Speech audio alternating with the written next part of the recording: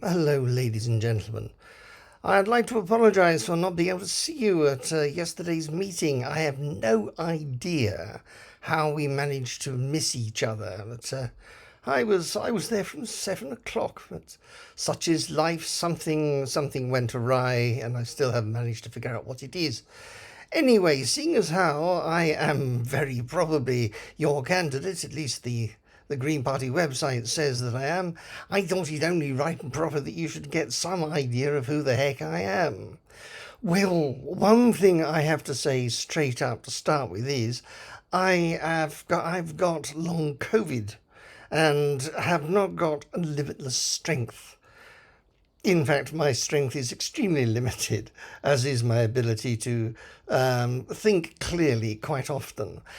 But when I have the wind in my sails, I can talk and I can write and I can remember stuff really quite well. I've been at this game since 1992. I first stood against Kenneth Clarke in Rushcliffe in Nottinghamshire back then, and I was not one of the world's greater candidates, but I did not collapse during the procedures. I collapsed afterwards, but that is to be expected.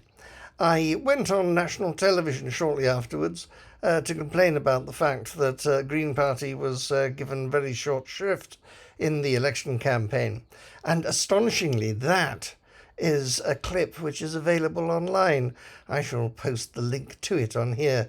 You see, I don't get a great deal of screen time, but you can see it is me, and I was doing it. In 2005, I went out and did the same thing again, and Kenneth Clarke remembered me, which was rather nice, I thought. He's not entirely an unpleasant person, although he has quite a number of things about his politics that I completely disagreed with, and said so on both sets of hustings in 1992 and in 2005. I emigrated to Australia where is it? For about 5 years, about 5 years ago, because I met an extremely nice lady online, and she's Iranian, and we got on extremely well, and we married about 20 years ago. What of the relevance of me saying that? Yes, it was being in Australia. I therefore could not stand for election or for anything in the UK because I wasn't there. Before going there, I did stand in the Euros twice, again, whilst in Nottingham. For a short period, I stood as for Green Council in Northfields before emigrating to Australia.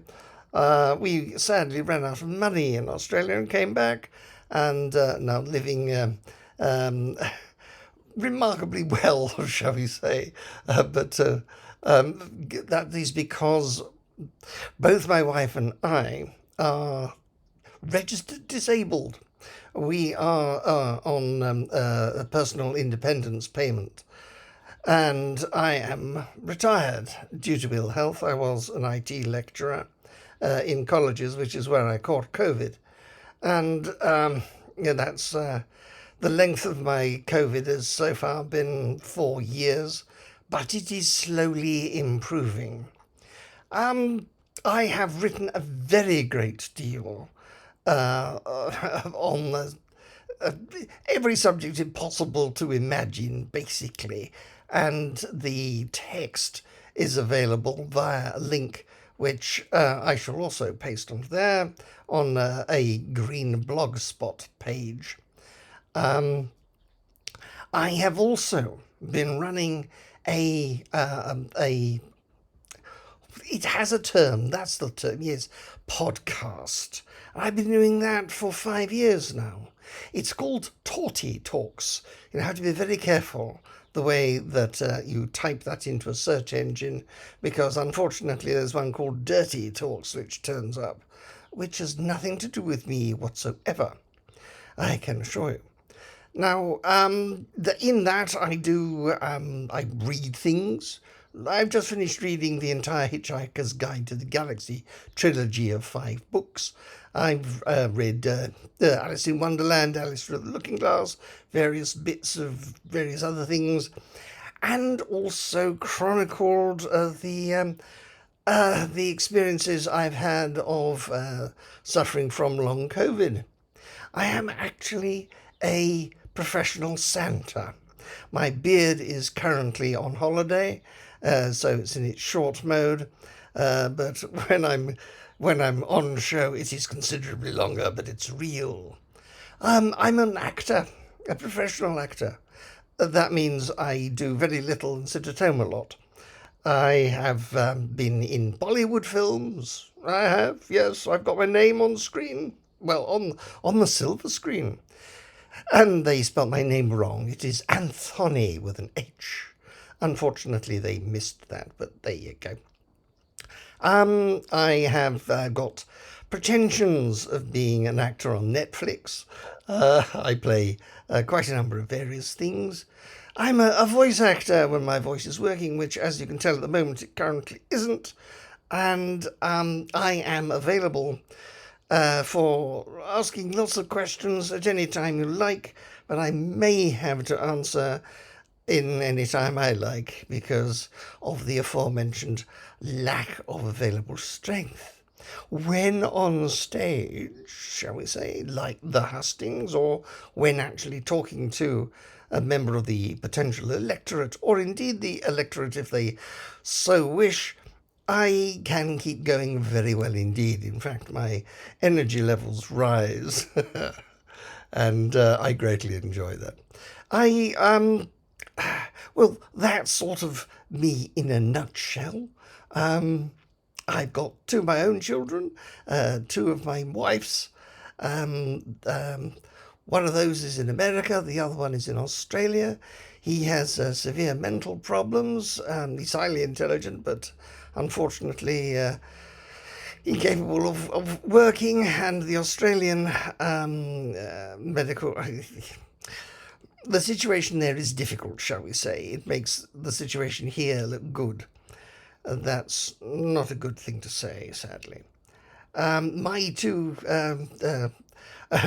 I have a boy and a girl. The girl, the elder, is very probably very uncomfortable at the moment with her second child, who we're reliably informed will be a boy.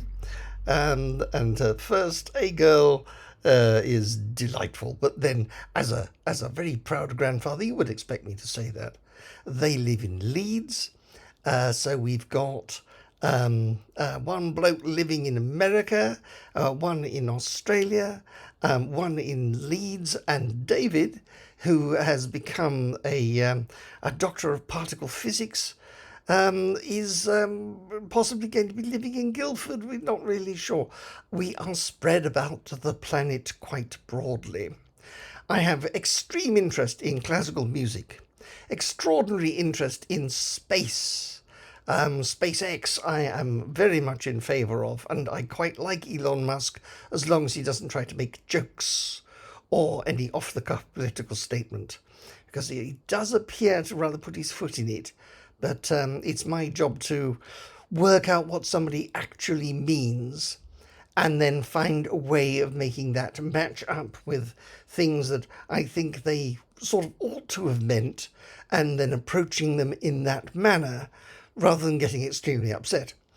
I worked in the BBC, there is a link here. I worked in the BBC for 10 years and worked on Doctor Who for quite a long time, and I've been spending quite a long time discussing the pros and cons of the new Doctor series online with people who don't share my beliefs, understanding desires for the show. And they have changed my mind under certain circumstances because I listen to them. I try to learn, I try to understand stuff. I change my mind as often as new information presents itself.